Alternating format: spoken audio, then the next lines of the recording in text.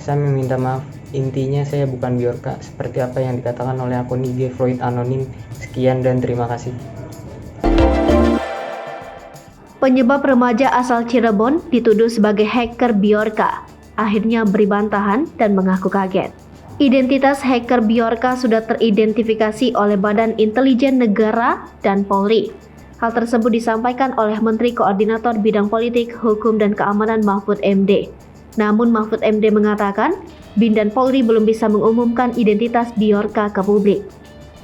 Sementara itu, seorang remaja asal Cirebon, Jawa Barat, disebut sebagai hacker Bjorka. Remaja yang disebut sebagai hacker Bjorka itu bernama Muhammad Said Fikriansyah, warga Desa Kelayan, Kecamatan Gunung Jati, Kabupaten Cirebon, berprofesi sebagai video editor. Lantas apa penyebab remaja itu dituduh sebagai hacker Bjorka?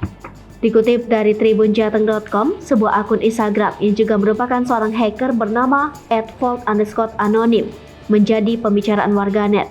Sebab akun tersebut mengaku telah mengunduh data yang dimiliki Bjorka beserta data pemerintah yang diklaim telah diretas oleh Bjorka.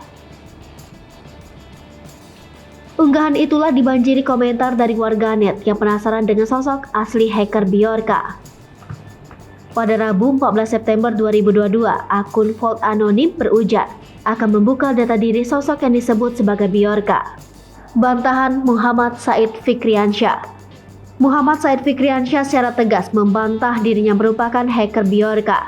Ia mengaku pertama kali mendapat informasi tentang identitasnya yang disebut sebagai Bjorka pada Selasa 13 September 2022 pagi.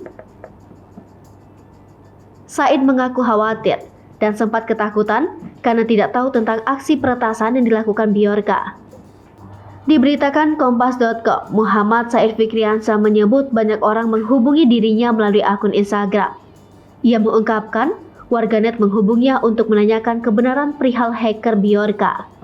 Diketahui, hacker Bjorka mengaku telah membocorkan data milik Presiden Joko Widodo, Ketua DPR Puan Maharani, Badan Intelijen Negara hingga Komisi Pemilihan Umum. Pemerintah diketahui telah membentuk tim khusus untuk membendung aksi peretasan yang dilakukan Bjorka.